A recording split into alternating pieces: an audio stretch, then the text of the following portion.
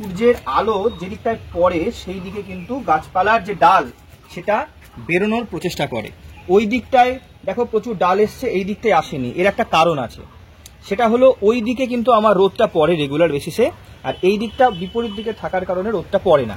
গাছের টেন্ডেন্সি সবসময় হচ্ছে রোদের দিকে ধাবমান হওয়া। তো এখন এই দিকটা যেরকম হয়ে গিয়েছে, আমি চাইবো যে এই যে ফ্রন্ট যেটা ওপেন আমি করেছি এখান থেকেও বেশ কিছু ডাল আসুক, যাতে গাছটা একটু ছাতার মতন হয়।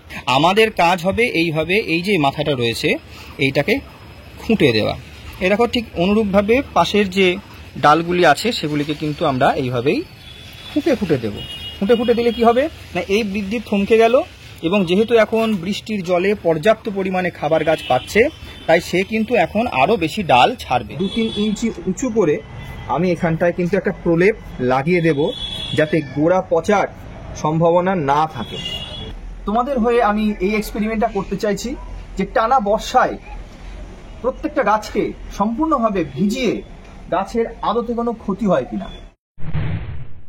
নমস্কার দর্শক বন্ধু, আশা করি তোমরা অনেক ভালো আছো এবং অনেক অনেক গাছ লাগাচ্ছ।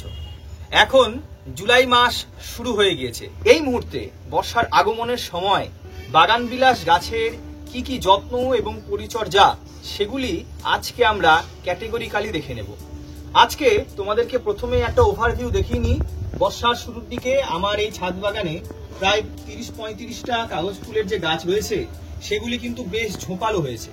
কয়েক মাস আগে কিনে আনা এই সমস্ত কাগজ ফুল অল্প দিনের মধ্যেই পরিচর্যার মাধ্যমে বেশ একটা সুন্দর শেপ নিয়েছে, এবং যে যে টিপস ফলো করে আমি এত সুন্দর ঝোপালো গাছ ইতিমধ্যেই পাচ্ছি, সেই টিপসগুলি আজকে তোমাদের সাথে শেয়ার করতে এসেছি। তো চলো আজকের ভিডিওটা শুরু করা যাক।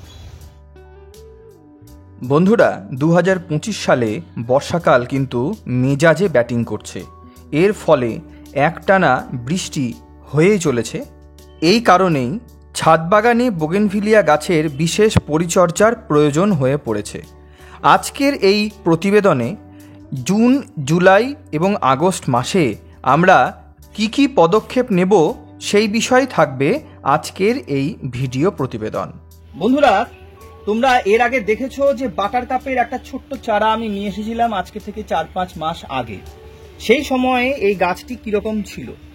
আমি এই মুহূর্তেই মাত্র কয়েক মাসের মধ্যেই গাছটিকে কিন্তু কম বেশি ঝোপালো করতে পেরেছি, এবং তোমরা দেখছো অসংখ্য কিন্তু ছোট ছোট নোট থেকে ডাল আসতে শুরু করে দিয়েছে। একটা সাইড হয়ে গিয়েছে, আমি সূর্যের আলোর দিকে বিপরীত যে সাইড সেটা ঘুরিয়ে দিলে সেখান থেকেও কিন্তু এইরকম ভাবেই ডাল আসতে শুরু করবে। কিরকম ভাবে করছি সেটা একটু দেখো। আমি যদি গাছটিকে এইভাবে ঘুরিয়ে দিই, তাহলে সূর্যের আলো যেদিকটায় পড়ে সেই দিকে কিন্তু গাছপালার যে ডাল সেটা বেরোনোর প্রচেষ্টা করে।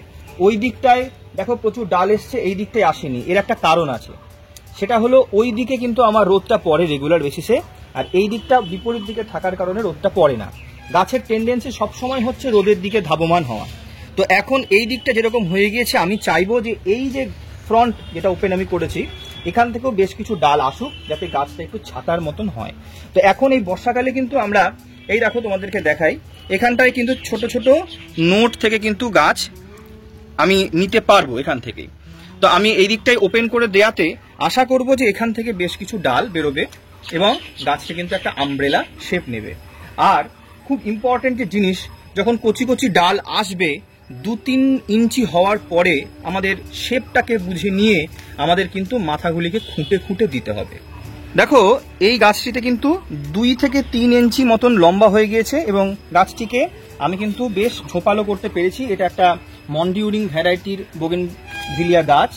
তো এই যে তোমাদের দেখানোর জন্য এটাকে আমি ছেড়ে রেখেছিলাম, দেখো মোটামুটি 2-3 ইঞ্চি লম্বা হয়ে গিয়েছে। আমাদের কাজ হবে এইভাবে, এই যে মাথাটা রয়েছে এইটাকে খুঁটে দেওয়া। এ দেখো ঠিক অনুরূপভাবে পাশের যে ডালগুলি আছে সেগুলিকে কিন্তু আমরা এইভাবেই খুঁটে খুঁটে দেবো। খুঁটে খুঁটে দিলে কি হবে না, এই বৃদ্ধি থমকে গেল, এবং যেহেতু এখন বৃষ্টির জলে পর্যাপ্ত পরিমাণে খাবার গাছ পাচ্ছে, তাই সে কিন্তু এখন আরও বেশি ডাল ছাড়বে। আর যত বেশি ডাল ছাড়বে তত বেশি ঝোপালো হবে, আর ঝোপালো হওয়ার পরিণাম কি হবে তোমরা তো জানোই, আরও বেশি পরিমাণে আমি ফুল পাবো। তাই যত গাছ আমরা এখন দেখবো যে এইরকমভাবে 2-3 ইঞ্চি মতন লম্বা হয়ে গিয়েছে কোনো শুটের, আমরা কিন্তু ওই সামনের যে ছোট্ট যে পত্রমূল সেটা কিন্তু আমরা নখ দিয়ে খুঁটে দেবো। ব্যাস, থমকে গেল, এইটুকুন থাকলো, পাশ থেকে আবার কিন্তু আসবে। এইভাবে কিন্তু আমাদের এই গাছগুলিকে কিন্তু ঝোপালো করার একটা প্রচেষ্টা এখন থেকেই নিতে হবে। আর এই যে হলুদ হলুদ পাতাগুলো হচ্ছে অতিরিক্ত বৃষ্টির পরিমাণে, কিছু পাতায় কিন্তু রেন বার্নও হয়, তো আমাদের হাত দিয়ে সিম্পলি, খুব সহজ কাজ, হাত দিয়ে কিন্তু এগুলিকে রিমুভ করে দিতে হবে। এখন তো বর্ষাকাল চলছে, বৃষ্টিও হচ্ছে বেশ, গাছপালায় যে গোড়া সেখানে ভালো জল জমছে, তাতে অনেক আগাছা তৈরি হচ্ছে, একটা স্যাঁতস্যাঁতে শ্যাওলা শ্যাওলা একটা ভাব কিন্তু তৈরি হচ্ছে। বর্ষাকালের অন্যতম পরিচর্যার মধ্যে কিন্তু এটা একটা অন্যতম বিষয় যে আমাদের প্রথমত তো হচ্ছে গাছের গোড়াটাকে একদম পরিষ্কার রাখতে হবে। এই পাতাগুলি শুকনো হয়ে পচে যখন নিচে পড়বে বা ফুলগুলি ম্যাচিওর হওয়ার পরে যখন ঝরে পড়বে মাটিতে, আমাদের আমাদের কিন্তু এই জায়গাটাকে কিন্তু প্যাচ প্যাচে বা স্যাঁতস্যাঁতে রাখলে চলবে না। এই যে হালকা করে আমি সাইডটা, জাস্ট সাইডটা, জানো তোমরা যে এর যে শেকড়, তার কিন্তু ফিটার যে রুট সেটা কিন্তু উপরের দিকে বেশি থাকে, তাই বেশি ঘাটাঘাটি না করে এই হালকা করে টবের চারিদিকে একটুখানি নাড়িয়ে খুঁচিয়ে দেওয়া হয়েছে, যাতে অক্সিজেন যে স্যাচুরেশনটা মাটিতে সেটা যাতে হয়, এবং শ্যাওলা বা স্যাঁতস্যাঁতে যে ভাব, এইগুলি কিন্তু এই টবগুলো থেকে আমি দূরে করেছি। এটাও কিন্তু একটা খুব গুরুত্বপূর্ণ জায়গা। আর একটা বিষয় তোমরা লক্ষ্য করছো যে আমার প্রত্যেকটা গাছের যে চারা মোটামুটি 6 থেকে 8 ইঞ্চির উপর থেকে কিন্তু ডাল রয়েছে। দেখো, এখানেও তাই, এখানেও তাই, এখানেও তাই। এইভাবে যদি আমরা একটা গ্যাপ মেনটেন করতে পারি, তাহলে সূর্যের যতটা আলো সরাসরি মাটিতে পড়বে এবং আমাদের কিন্তু এই স্যাঁতস্যাঁতে হওয়ার প্রবণতাটাও কিন্তু অনেকটা কম হবে। অনেক কাগজ ফুলের গাছের ক্ষেত্রে কি হয়, অনেকে বাগানে দেখা যায় যে এইখান থেকে ডাল বেরিয়েছে, এখান থেকে ডাল বেরিয়েছে, সেগুলোকেও তারা রাখছে আর কি। সেটা কিন্তু ঠিক নয়। গাছ তার পরিচর্যা অনুযায়ী যদি আমরা কাজ করি, তাহলে আমাদের কিন্তু মোটামুটি 6 থেকে 8 ইঞ্চি একটা গ্যাপ রাখতে হবে, যাতে গাছের গোড়াটায় পরিষ্কার আলো পড়ে, রোদ পড়ে এবং যত্ন করতে সুবিধা হয়। এটাও খুব ইম্পর্টেন্ট একটা কিন্তু ফ্যাক্টর। এবছর বর্ষাকাল কিন্তু খুব ভালো ব্যাটিং করছে, একটানা 7-8 দিন ধরে বৃষ্টি হয়েই যাচ্ছে। তো এই বর্ষাকালে যে গাছের অন্যতম যত্নের একটা দিক তোমাদের সাথে শেয়ার করছি, সেটা হলো এই যে কাগজ ফুলের এই গাছ, আমার কাছে রয়েছে ব্লাইটক্সের পেস্ট।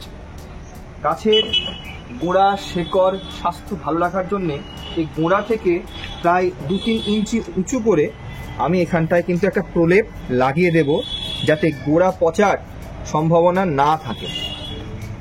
তোমাদের ছাদে যা যা কাগজ ফুলের গাছ আছে, এখন এই বর্ষাকালে যেভাবে বৃষ্টি হচ্ছে, তাতে কিন্তু ফাঙ্গাস আক্রমণ হওয়ার একটা সম্ভাবনা রয়েছে। তা সেই কারণে আমি তোমাদেরকে বলবো যে গাছের গোড়া থেকে প্রায় 2-3 ইঞ্চি, মিনিমাম 2-3 ইঞ্চি মতন এইভাবে পেস্ট কিন্তু তোমরা লাগিয়ে রাখবে, এবং একটু রোদ উঠলেই দিন 15 অন্তর কিন্তু ফাঙ্গিসাইড স্প্রে সকালবেলায়, একদম সকালের দিকটায় কিন্তু অবশ্যই তোমরা করে দেবে। তাহলে কিন্তু ছত্রাকের যে আক্রমণ, যেটা কাগজ ফুলের প্রধান শত্রুই বলা যায়, সেইটা কিন্তু আর আক্রমণ করতে পারবে না। প্রোটেকশনটা দেওয়া থাকলো। আর ব্লাইটক্স হচ্ছে খুবই ভালো কোয়ালিটির একটি ফাঙ্গিসাইড, এই কারণে ব্লাইটক্সই দিলাম সাপের বদলে। তা এই গোড়াতেও যেরকম করে দিলাম, আমি গাছেও কিন্তু এখন এই মুহূর্তেই স্প্রে করে দেবো, ব্লাইটক্সই স্প্রে করে দেবো। যত রকমের কাগজ ফুলের গাছ আছে, আমি গাছের গোড়াটাকে ভালো করে এই ব্লাইটক্সের প্রলেপ লাগিয়ে ভালো করে স্প্রে করে দেবো। বন্ধুরা দেখো, এইখানটায় টানা বৃষ্টির ফলে এই গাছ কিন্তু জল আর নিতে পারছে না, এই কারণে পাতাগুলি কিন্তু সব ঝরিয়ে ফেলছে, ধীরে ধীরে হলুদ হয়ে পড়ে যাচ্ছে। তার মানে এই গাছের গোড়ায় কিন্তু প্রচুর জল জমছে। ড্রেনেজ সিস্টেম একদম ঠিক আছে, কিন্তু একটানা এত বৃষ্টি হলে কোনো গাছে কিন্তু নিতে পারে না। তাই অনেকে বিভিন্ন রকম পন্থা নিয়ে থাকেন। অনেকে গাছ শেডের মধ্যে রাখেন, অনেকে গাছ কাত করে রাখেন, টবটা কাত করে রাখে যাতে গোড়ায় জল না জমে। আমার এই গাছগুলি প্রায় বছরখানেক বয়স। আমি ঠিক করেছি আমার এই বাগানে যা গাছ আছে, আমি না কোনো শেডে রাখবো, না টব আমি কাত করে রাখবো। তোমাদের হয়ে আমি এই এক্সপেরিমেন্টটা করতে চাইছি যে টানা বর্ষায় প্রত্যেকটা গাছকে সম্পূর্ণভাবে ভিজিয়ে গাছের আদতে কোনো ক্ষতি হয় কিনা। তো আমার এই ভিডিও দেখলে তোমাদেরও কিন্তু একটা এক্সপিরিয়েন্স হবে। আমি কিন্তু গাছ টপ কাত করবো না বা কোনো শেডে রাখবো না, আমি সম্পূর্ণ বৃষ্টিতে রেখে দেবো। এইরকম ফাঙ্গিসাইডের ট্রিটমেন্ট করা ছাড়া আমি সেরকম কিন্তু গাছ নিয়ে এক্সপেরিমেন্ট করবো না। তো তোমরা এই ভিডিওটা কিন্তু দেখতে পারো এবং ফলো আপ যে ভিডিওগুলি আসবে সেগুলি নজর রাখতে পারো যে আদতে কি দাঁড়ালো আমার গাছগুলি টানা বর্ষায় বৃষ্টি খাওয়ার পরে কেমন আছে। অনেকে শুনেছি গাছ নষ্ট হয়ে যায়, পচে যায়। তা আমি নিজে ফার্স্ট হ্যান্ড এক্সপিরিয়েন্স করতে চাই। যদি সেক্ষেত্রে কিছু গাছ মারাও যায়, আমি সেটাও দেখব যে কোথায় কখন কিভাবে এগুলি হয়। তো আমাদের এই ভিডিওটি তোমরা যদি ফলো করো তাহলে কিন্তু তোমাদেরও কিন্তু একটা এক্সপিরিয়েন্স হবে যে আসলেই কি দাঁড়ায় বিষয়টা। ছাদ একদম ফাঁকা করে দিয়েছি। দেখো এখানে যে কাগজ ফুল গাছগুলো ছিল সে কাগজ ফুল গাছগুলো এখন এই মুহূর্তে নেই। এর কারণটা হলো বর্ষায় কিন্তু প্রচন্ড বৃষ্টির ফলে ছাদও কিন্তু অনেকটা স্যাঁতস্যাঁতে হয়ে যায়। এই কারণে আমি এই কাগজ ফুলের যে গাছ সেগুলি তোমাদেরকে দেখিয়েছি কিভাবে পরিষ্কার পরিচর্যা করে আমি এই ছাদটাকে এবার ব্লিচিং পাউডার দিয়ে একটুখানি ট্রিটমেন্ট করব, যাতে কোনো রকম শ্যাওলা বা পিছিল কারক না হয়ে থাকে এই ছাদ। তো গাছের পরিচর্যার পাশাপাশি ছাদের পরিচর্যাটাও কিন্তু সমানভাবে গুরুত্বপূর্ণ, কারণ ছাদকে আমাদের ভালো রাখতে হবে, তবেই গাছ করে মজা। আমি তোমাদেরকে দেখাচ্ছি সামনে আমি এই গাছগুলি কোথায় ঠিকভাবে রেখেছি। এই দেখো গাছগুলিকে আমি গতকালকে ভালোভাবে ফাঙ্গিসাইড দিয়ে একদম গোড়া থেকে 2-3 ইঞ্চি আমি কিন্তু একটা প্রলেপ দিয়ে দিয়েছি প্রত্যেকটা গাছ, এবং দেখো গোড়াগুলি কিন্তু একদম পরিষ্কার। গাছগুলি এখন 2 দিন এখানেই থাকবে, আর ছাদটাকে আমি একটু ফাঁকা রাখতে দেব একটু ব্লিচিং পাউডার দিয়ে, এবং 2 দিন পরে তারপরে আবার যেখানকার গাছ আমি সেখানেই নিয়ে যাব। গোটা বর্ষাকালে আমরা যদি ঠিক এই নিয়মগুলো পরপর মেনে চলি তাহলে কিন্তু বর্ষার সময়ে গাছ কিন্তু অনেক বেশি ঝোপালো হবে, যেটা আগামী শীতকাল থেকে প্রচুর ফুল দেওয়ার জন্য প্রস্তুতি নিয়ে নেবে। গাছকে এখন আমাদের ভেজিটেটিভ গ্রোথটাকে নিয়ে চিন্তা করতে হবে। যত ফুল আসবে তত আমাদের কেটে দেওয়া উচিত। এই মুহূর্তে আমাদের যত ডাল, অসংখ্য পাতা এবং গাছটাকে ঝোপালো করা, গোড়া পরিষ্কার করা, এই বিষয়গুলোকে এখন পরিষ্কার রাখতে হবে, যাতে ড্রেনেজ সিস্টেমটা আমাদের ভালো থাকে, জল গোড়াতে যাতে না জমে, এবং প্রপার ওয়েতে যে ফাঙ্গিসাইড দেওয়ার কথা বললাম তার সাথে প্ল্যান্টোমাইসিন দেওয়ার কথা বললাম, সেগুলিও কিন্তু আমাদেরকে নলেজে রাখতে হবে, কখন করব আর কিভাবে করব। আশা করি আজকের এই ভিডিওটা ইনফরমেটিভ বলে তোমাদের মনে হয়েছে।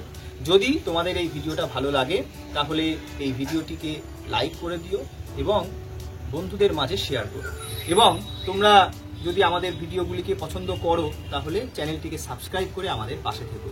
আমরা অনেক বেশি উৎসাহ পাবো। আজকের মতন টাটা।